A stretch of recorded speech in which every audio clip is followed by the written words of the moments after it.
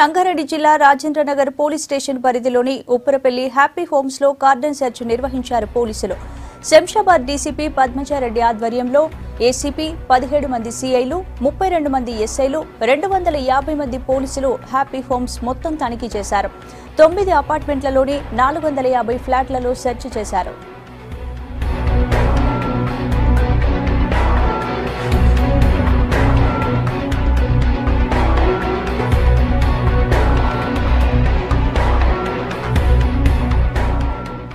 తనిఖీలో ఎటువంటి పత్రాలు లేని 123 బైక్లు, 20 ఆటోలు, 20 కార్లను స్వాధీనం చేసుకున్నారు. 21 మంది అనుమానితులు, 2 పాత నేరస్తులను అదుపులోకి తీసుకున్నారు.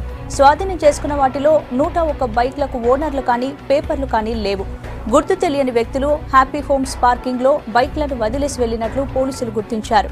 దీనిపై అపార్ట్మెంట్ ప్రెసిడెంట్ కు నోటీసులు జారీ చేశారు.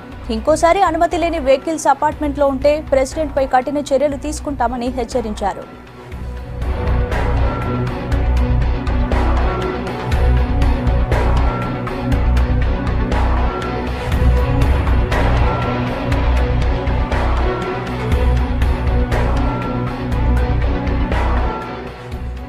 సైబరాబాద్ సిపి ఆదేశాలతో కార్డన్ సెర్చ్ నిర్వహించామన్నారు పోలీసు అధికారులు. గతంలో ముత్తూట్ ఫైనాన్స్ దోపిడీ దొంగల కారు ఇదే ప్రాంతంలో వదిలి వెళ్లారని చెప్పారు.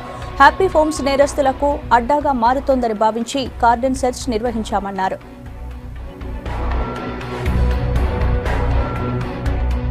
హ్యాపీ హోమ్స్ మన అపార్ట్మెంట్స్లలో 9 టవర్స్ ఉన్నాయి. 9 టవర్స్లో cordon and search operations DCP Padmaja గారి ఆధ్వర్యంలో మనం చేయడం జరిగింది. దీంట్లో ఒక 250 మంది వరకు ఆఫీసర్స్ పార్టిసిపేట్ చేశారు.